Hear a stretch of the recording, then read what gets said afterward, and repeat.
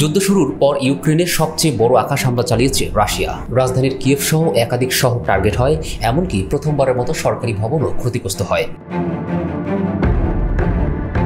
ইউক্রেনীয় বিমান বাহিনীর তথ্য অনুযায়ী রাশিয়া 810টি ড্রোন, 4টি ব্যালিস্টিক ক্ষেপণাস্ত্র, 9টি ক্রুজ মিসাইল নিক্ষেপ করে। এর বেশিরভাগই ভূপাতিত হলেও অন্তত 54টি ড্রোন এবং 9টি মিসাইল লক্ষ্যবস্তুতে আঘাত হানে। ইউক্রেনীয় কর্তৃপক্ষ জানিয়েছে হামলায় অন্তত 4 জন নিহত হয়েছে এবং আহত হয়েছেন 44 জনেরও বেশি।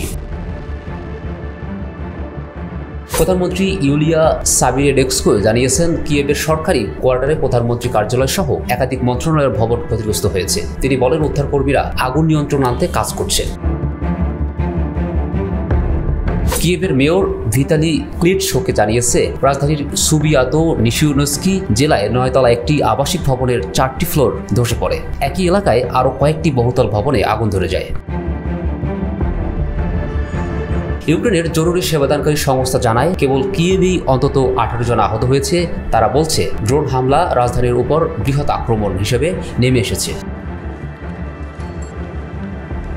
রাশিয়ার হামলায় ইউক্রেনের কেন্দ্রীয় শহর ক্রিভি রিহি, ডিনিপ্রিউ, ক্রেমেনচুক এবং ওডেসাও ব্যাপকভাবে ক্ষতিগ্রস্ত হয়।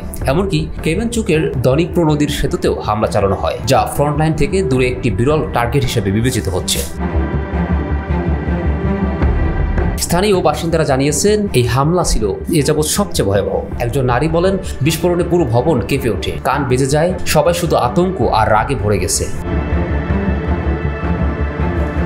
অন্যদিকে ইউক্রেনের প্রতিরক্ষা মন্ত্রী জানিয়েছে আগামী সপ্তাহে বৈঠকে আকাশ প্রতিরক্ষা আরও শক্তিশালী করা এবং পাল্টা আঘাতের সক্ষমতা বাড়ানোর বিষয়ে আলোচনা হবে। ইউক্রেন জানিয়েছে পাল্টা আক্রমণে তারা রাশিয়ার ব্রিয়ংস ও ক্রাসনোদার অঞ্চলের 2টি জ্বালানি স্থাপনায় হামলা চালিয়েছে। এদিকে যুক্তরাষ্ট্র ও ইউরোপের নেতারা রাশিয়ার এই আক্রমণের তীব্র নিন্দা জানিয়েছেন। ফরাসি প্রেসিডেন্ট ইমানুয়েল ম্যাক্রো বলেছেন রাশিয়ার নিজেকে যুদ্ধ ও সন্ত্রাসের গভীরে ঠেলে দিচ্ছে। ইউরোপীয় কমিশনের president Ursula von der Leyen বলেছেন ইউরোপ পুরোপুরি ইউক্রেনের পাশে থাকবে এবং আরও কঠোর নিষেধাজ্ঞা আরোপ করবে। প্রেসিডেন্ট ভলোদিমির জেলেনস্কি বলেছেন কূটনীতির সুযোগ থাকতেই রাশিয়ার এই হত্যাযজ্ঞ একটি ইচ্ছাকৃত অপরাধ। তার ভাষায় বিশ্ব চাইলে রাশিয়ার হত্যাযজ্ঞ থামানো সম্ভব, দরকার শুধু রাজনৈতিক সদিচ্ছা। হোয়াইট হাউসও এই হামলার প্রেক্ষিতে হতাশা প্রকাশ করেছে। প্রেসিডেন্ট ডোনাল্ড ট্রাম্প সাংবাদিকদের বলেছেন তিনি শিগগিরই ভ্লাদিমির পুতিনের সঙ্গে কথা বলবেন। তার প্রশাসন ইতিমধ্যেই রাশিয়ার বিরুদ্ধে দ্বিতীয় ধাপের নিষেধাজ্ঞার প্রস্তুতি নিচ্ছে।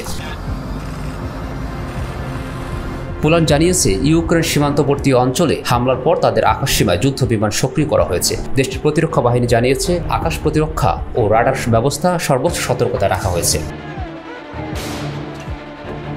বিশেষজ্ঞরা বলেছেন সরকারি ভবনে হামলা রাশিয়ার নতুন কৌশলের ইঙ্গিত দিচ্ছে। এটি যুদ্ধ আরও দীর্ঘায়িত করার পাশাপাশি পশ্চিমা দেশগুলোর কূটনৈতিক প্রচেষ্টা ব্যাহত করবে।